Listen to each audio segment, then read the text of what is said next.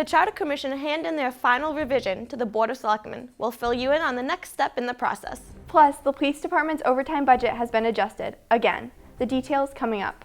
Also, highlights from the Board of Public Works meeting, an interesting pitch from Longmeadow's town manager, the story ahead. And later, a look back in time. A historical item gets restored and hopes to be ready for the town's 4th of July parade.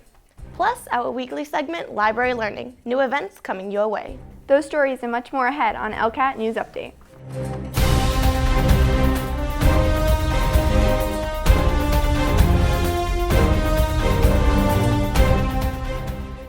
Good evening, I'm Rebecca Green. And I'm Allie Carrington. We begin tonight with the final presentation of the Charter. The Charter Commission has been working vigorously for the past 10 months on restructuring our town government to best serve the community. The Charter Commission has done their job, with the final copy completed. The next step is in the hands of the Board of Selectmen. At the February 2nd Board of Selectmen meeting, Charter Commission Chair Don Starks explains that it's the Selectmen's job to administer copies to East Longmeadow residents. So I have some information for you. By law, by Chapter 43B, Section 11, it is our duty to formally present the final report of the Charter to you. And then your duties are listed in the law. According to the state law, we give it to you, and within 2 weeks of the election, so you can backtrack it, it has to be delivered in printed fashion to each household with 1 or more registered voters. The means of delivery indicates that it would probably have to be mailed. It's far too big to put in the reminder or something like that. The reminder would not qualify under the letter of the law. Okay. I called and found out, because there's a couple of different standards there, but that just didn't work. Again, I'll get you the electronic version, and if you need any help or whatever, we're here, and I'm here. Just give me a holler. Also at that meeting, the board had to take a step back and reconsider the budget cut for the police department's overtime budget. In the beginning of January, the board voted 2-1 to cut the police department's overtime budget from $320,000 down to $150,000, and then adding $50,000 into the Appropriations Committee Reserve Fund. According to the Appropriations Committee and the town's attorney, the board is not allowed to arrange the budget in that particular manner. We had made a agreement for $150,000 and $50,000 to go into a revolving account. We have since found out that we can't do that. I would like to make it so that that budget would be $200,000, and with the oversight of the manager. And I wanted to know if you were amenable to that, because I really think 150 just might not do it. And we were really thinking 200, and you can't do it the way that it was requested, and so if we could just have that amended to be 200,000 in the police overtime budget. Through the board? Why can't we make it 150 like it was and put it, instead of 50,000, and put 100 in? Because what we do every year is give them a pot of gold and they spend it, and I don't blame them. And I get you on that. I understand what you're saying on that, but I thought the thought was to give them 200,000, 150, and then 50 in a reserve. We're not able to do that according to our attorney and according to appropriations. So I'm asking if we can keep it at the 200 that we had originally thought, keeping the reserve in there, but having the town manager as oversight to make sure once it gets to that 150 or to 100 that he's overseeing it so that it doesn't escalate and we're aware of it. I propose a motion that to amend what was originally requested for the 150 in police overtime with 50,000 going into a revolving fund be amended to be a total of $200,000 in the police overtime. So moved. Is there a second? Second. Is there any further discussion? Hearing none, all in favor? Aye. Aye. Speaking of police, the board is accepting applications from East Longmeadow residents to become part of a search committee in regards to reviewing possible candidates to fill the position of a new police chief. as you know, we put out a request for townspeople to take part in the search committee for a potential new police chief. And I'm happy to say, unlike other other committees, we have 17 applicants. Here's a question for you. How many should we each come back with? Because like maybe 4 each or something, with the hopes that some of them cross and it's not a onerous process to get this settled. I mean, I don't know what you folks think. We're gonna have 5? It's gonna be 5, yeah, there's gonna be 5 finalists, so I don't know if everyone wants to pick Well, 5. Angela, take you 2, you take 2, and I'll take 1. Well, we wanna come in with, we have to decide who we want, you know what I mean? Paul's So- suggesting that everyone come with their Yeah, top 4. 4 names, and then we'll decide who, Okay. out of that, we'll pick 5 people, if we're all in agreement, and then that'll be the board, and then then they can go forward, and we'll give them their marching order, so to speak. All right, and then now next, and I thought we discussed this, but we got the authority of the advisory board. And unless I'm mistaken, didn't we discuss the fact that they would do the initial interviews and any background checks or anything they had to Yeah. do, and they were gonna bring the final, what do we say, 3 candidates to us? Is that what it was? Okay, for final interviews. So if everyone's in agreement with that, we'll keep that the way it is. Further discussion? Hearing none, all in favor? Aye. The meeting also included a presentation from Health Agent Amy Prochowski, who requested that the board approves of a sharp disposal outreach program. So, on July 1st, 2012, the statewide ban was enacted on household trash. You can no longer put your syringes or needles into household trash. Since I've been here, and based on the feedback I got from the office, we've had an increasing amount of calls from residents looking for places they can dispose of their sharps. Not only are residents calling the health department looking for a proper place to dispose of sharps, but also DPW workers are finding sharps in public places, which is dangerous to the community and environment. Petrowski explains the urgency, benefits, and cost for the program. So what I'm proposing is the use of some community funds to be spent on developing this program. The town currently has $8,300 left in community funds that need to be spent by 6/30/16 or it's lost. So what I'm looking for is $2,000 from those funds to create a revolving account that would provide sharps to the community. As a program that we would be providing our residents, providing at a discounted rate also allows us to sustain the program for them moving forward. Currently, Prochowski has to send community members to a Long Meadow where people can purchase a disposal box at a high cost. What she hopes to do is provide boxes to our local residents at a discounted rate, since the majority of the people who will benefit from the program are senior citizens or veterans. Overall, a useful program, but there are some concerns from the board. Once we get into it, how far are we committed? And Right. I guess I would want the town not to have a liability on that. We're talking about the sharps disposal plant outreach program, where we can, in theory, get the boxes for needles and whatnot, and give them out or sell them in effect at a discount to the taxpayers who need them, and then they box them up and mail them off to be disposed of. And I believe what Selectman Thorpe's wondering is, if we start this program, do we have any liability? I mean, are we tied into it in the future? And if so, would there be any liability on the part of the town? I don't think there would be any liability on the part of the town, but I don't know the mechanism by which funding is coming to us, whether it's a grant agreement. Right, so what I'm doing is I'm requesting money from the community funds, and then we'll sell the boxes at a discounted rate and use what we're getting back is to put into a revolving account, which will get approved by a warrant in town meeting. Okay. And the initial outlay will be from Republic Waste, who we have the money to do Right. things like this. Okay, so money's coming from the grant or the It's, funds yeah. are given from the Yeah. trash Yes. company. Yeah. You're going to set up, I mean, as long as town meeting approves the revolving fund and allows the monies from the sale to go in there, I don't, if the boxes are going to be sold to individuals for disposal of their syringes or their equipment, Yeah. then, and as long as the boxes are sufficient or satisfactory to be in compliance with the requirements, it then becomes the responsibility of the purchaser to maintain them and use them in a proper manner and make sure that it's done. I don't see any liability from the town for that perspective. Good.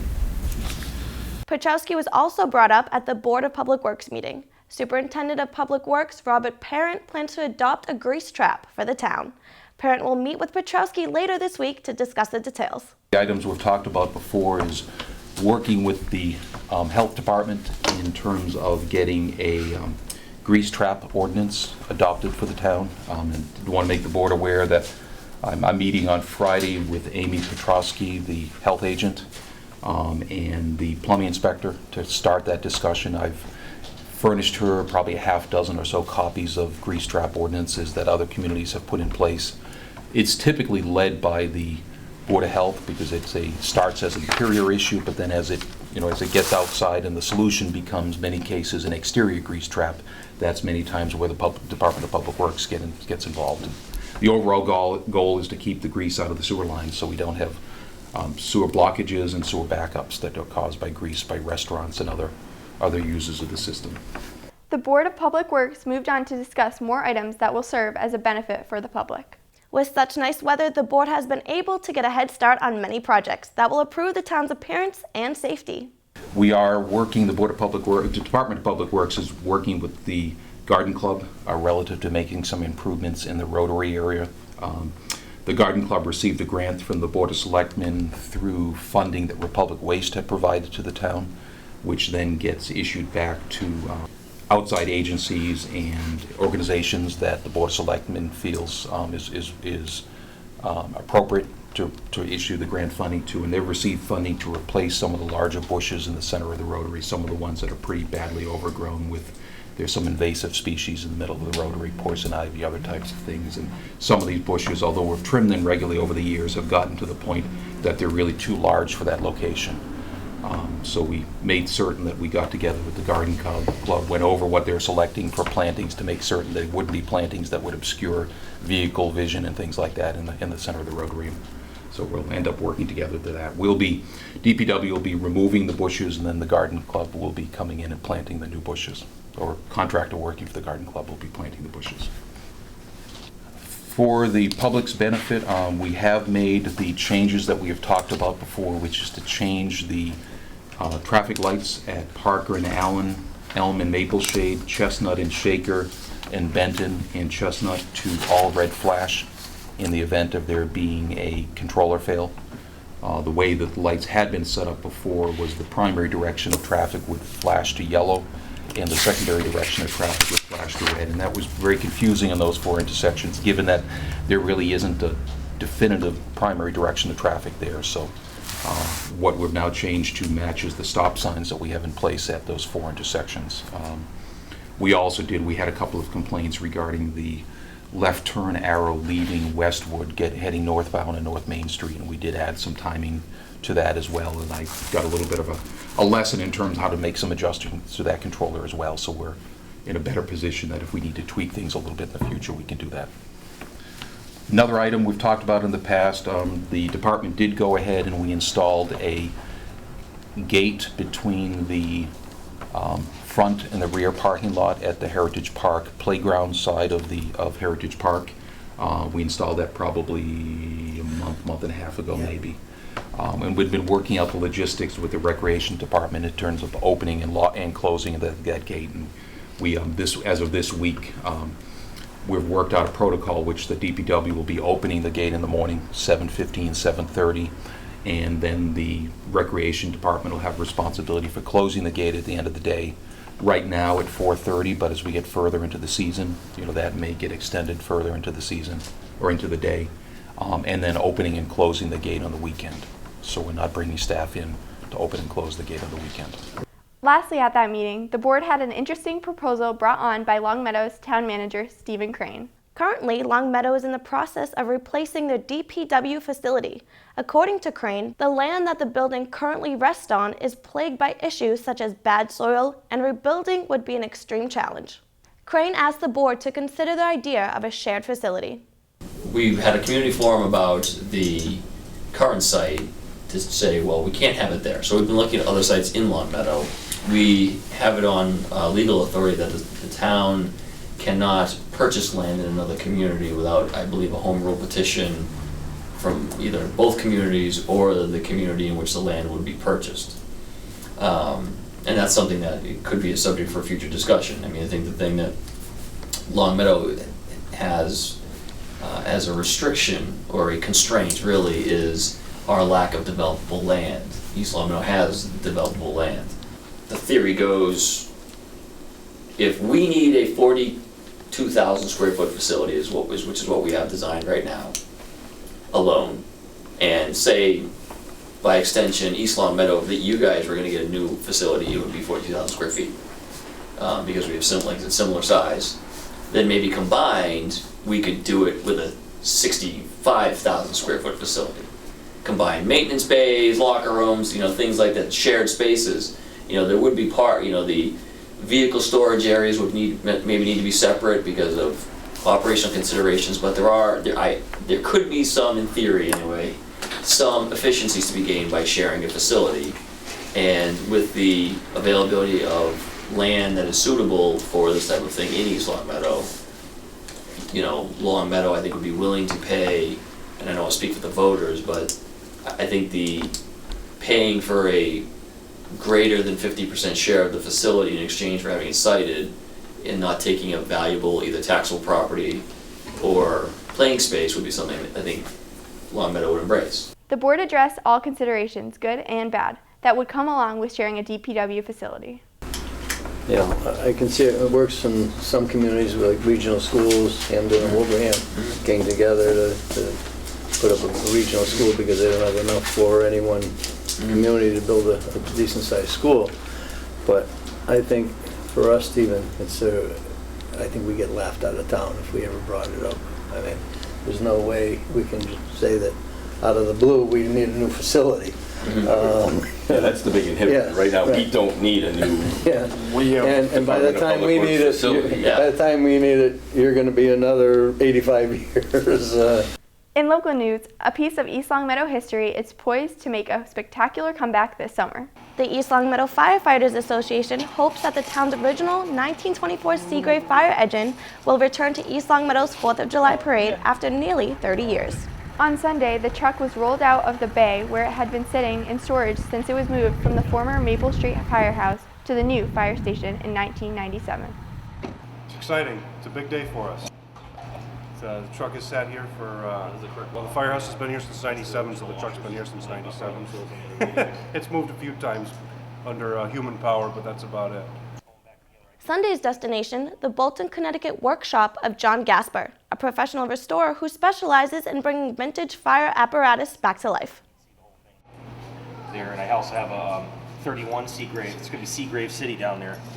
31 city service truck, the full-size truck from Old Greenwich, Connecticut. It's the big one. The Firefighters Association received approval from town meeting last September to spend $25,000 from community preservation funds toward initial restoration of the truck in hopes of getting it back to roadworthy condition. It's out of our scope. We don't have the time and we really don't have the money to really get the initial restoration going.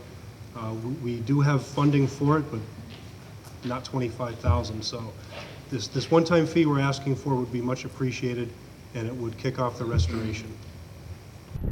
Early last Sunday morning, the truck was carefully winched onto the trailer to make the trip to Gasper's shop, accompanied by Firefighters Association members, who had a chance to see some of the other fire truck restoration projects in progress. Excellent condition, so we reused the radiator, didn't need to record it. The guy took it all apart and checked it. Fire Captain Ed McCandlish says the town is lucky to have its original engine. It's fantastic that the town has kept it, and hopefully in time we can see it move under its own power. ELCAT will be documenting the restoration project, looking forward to the engine's return to this year's 4th of July parade. Taking a serious turn in local news, local residents are becoming victims of an IRS scam. A phone scammer who reportedly speaks with a heavy Middle Eastern accent has been conning residents out of thousands of dollars.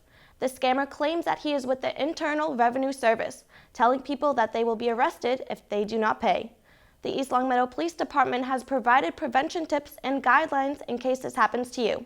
Check out the East Longmeadow Police Department's Facebook page for more information. The Youth Safety Committee is once again taking action to prevent drug overdose. The prior Youth Safety Community Nights have been successful, but this time a different route is being taken. ELCAT sits down with school counselor Diana Gomes to learn more. Currently, the Youth Safety Committee is looking to do a film screening of the documentary, The Anonymous People. It's a very groundbreaking documentary all about substance abuse and addiction and really the stigma that comes with it. It's a powerful movie that talks about addiction and kind of the history. And really that even though we are experiencing a heroin epidemic, that addiction itself has been around for many, many years. And that studies have shown that it is a disease and that that's not something new. We've known that for a very, very long time. But I think it's only being talked about more now because of the epidemic. So this film really helps us to get a perspective in the life of someone with an addiction, what it's like for them. And the people in this documentary are people from, all areas of life. And they really let us know that it can happen to anyone. And that it's really important for us to be conscious of that and realize that it's not a choice. The film screening event will include vendors and an open discussion. Students and parents are encouraged to attend. The event takes place on Wednesday, February 24th at 6 p.m. at the East Longmeadow High School. We're hoping for a good turnout. I think that parents will leave there thinking very differently about substance abuse and addiction and the stigma that comes with it. And I really believe that our most recent event that we had this past December with a panel of speakers, we had a very good turnout and people left there feeling like they learned a lot more about what it's like than what they had imagined. So I'm hoping the film screening will do the same, and I'm hoping that parents and students can come out to watch this. Now for our weekly segment, Library Learning, where we let you know what events are coming up at the East Longmeadow Public Library. We've got a lot to cover. First up, the AM Book Group. Members are reading a survival love story, The Mountain Between Us, by Charles Martin. The group will meet on Tuesday, February 16th at 10 a.m. in the library community room. Next up, Great Decisions. Speaking of which, it's a great decision to join in. The program is for people who are interested or for those who want to learn more about world events, foreign policy, and much more. The topic of discussion this week is the rise of ISIS. The discussion starts at 6 p.m. on Tuesday, February 16th in the library community room. More for the library, a popular event keeps coming back by demand, the adult coloring group called Outside the Lines. Participate in the trend to color. Also enjoy music and refreshments on Wednesday, February 17th at 6 p.m. in the library community room. Speaking of popular, the library will be showing a popular movie for their monthly event, Friday Flicks. The Martian is about a man who finds a way to survive on Mars after being left behind by fellow astronauts. The PG-13 movie will be playing on Friday, February 19th at 1 p.m. The next movie is one that is appropriate for all ages. The library is hosting another movie matinee. Goosebumps will be playing Saturday, February 20th at 1 p.m. in the children's department. The library is known for their events, but also for their generous fundraising that helps those in need. Throughout this month, the library is participating in the Boston Bruins Cradles to Crayons Pajama Drive. Donated pajamas will be given to local Massachusetts children. Children's librarian Jenny Kinder has the details. Cradles to Crayons is a program that provides things for homeless and low-income children. So it's a statewide organization, and they have partnered with the Bruins for this pajama drive. And those two organizations then have invited libraries across the state to participate in this program.